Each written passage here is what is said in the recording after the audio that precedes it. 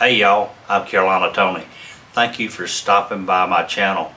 Today, the road will take me to Easley, South Carolina, where I'll meet a young lady named Christian that will share a hair-raising tale with us. And we'll get to her story right after this station identification.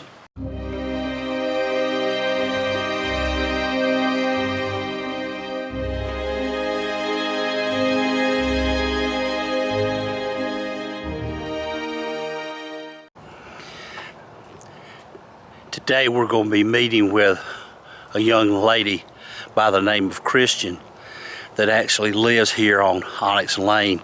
We're not going to actually put her on camera, but hey, we'll let her tell the true story. Christian. Okay, so we're not going to put Christian on camera, and that's not Christian, that's her cat. So tell me about what happened now.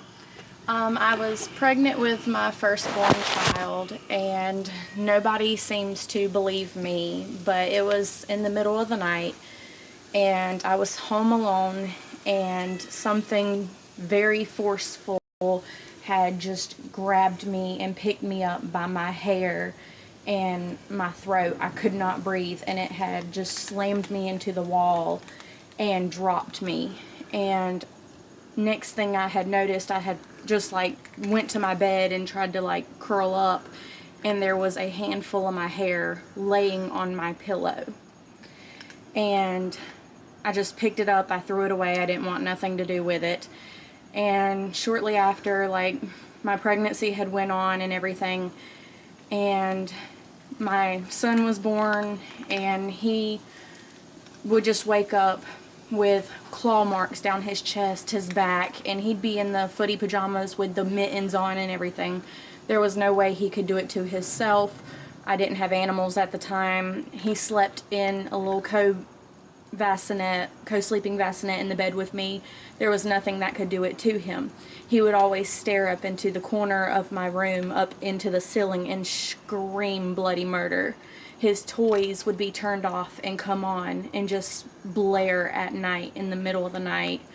There was this thing that would just throw his toys down the hallway in the middle of the night, just throw things into my bathroom like it was wanting to like get your attention continuously.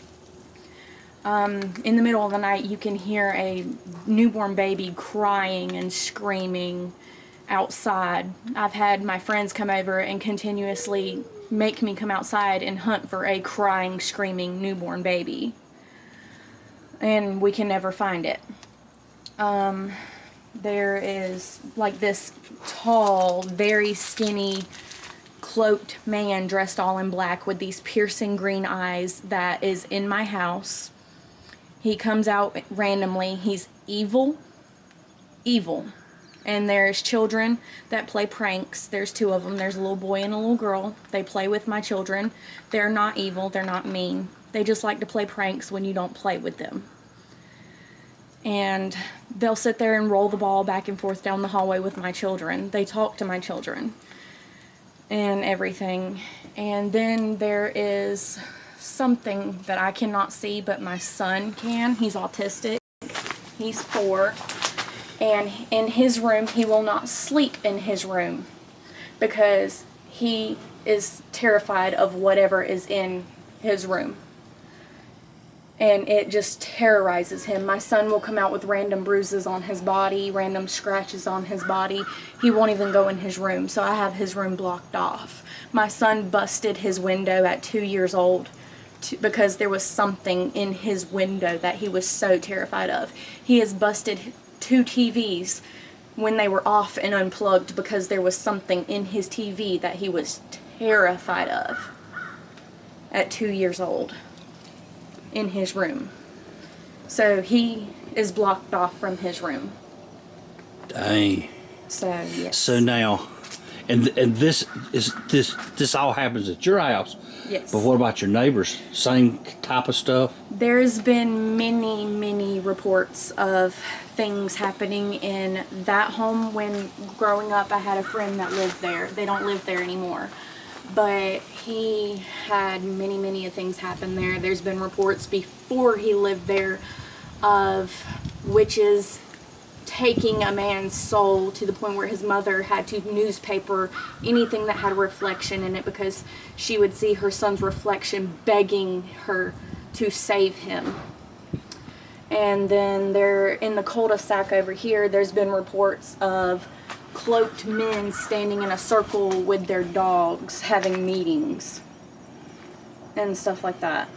And apparently there is reports that there is a graveyard somewhere around here, and this street is connected to a witch graveyard over in that area near the landfill, over near the train tracks and everything.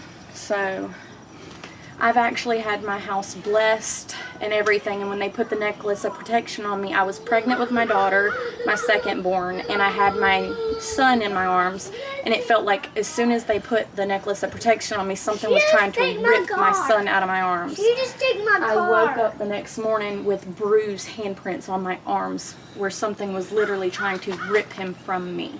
I had to end up taking the necklace of protection off of me Just get my car. because of it. So that happened a few weeks ago? Yes, I was So asleep. something had pulled your hair out while you were asleep? Yes, and me and my family are thinking maybe I'm so stressed out that I'm doing it in my sleep myself, but I don't know. So we're just kind of thinking maybe I'm doing it myself, but at the same time I've never really pulled my hair out. Wow. This street is gravel. It's setting up on a hillside, kind of overlooking the town of Pickens. This is a portion of the house. It's actually probably not original house, because the story is there was a house here before that burned down with children in it. And she said that she kind of believed that was true because they found burned toy fragments in the backyard. There's been apparitions to appear over here, for instance, of a group of men with dogs that really wasn't there. But basically all the houses in this neighborhood, which appear to be mobile homes, they're not original. There were other homes that sat here before. That was some story.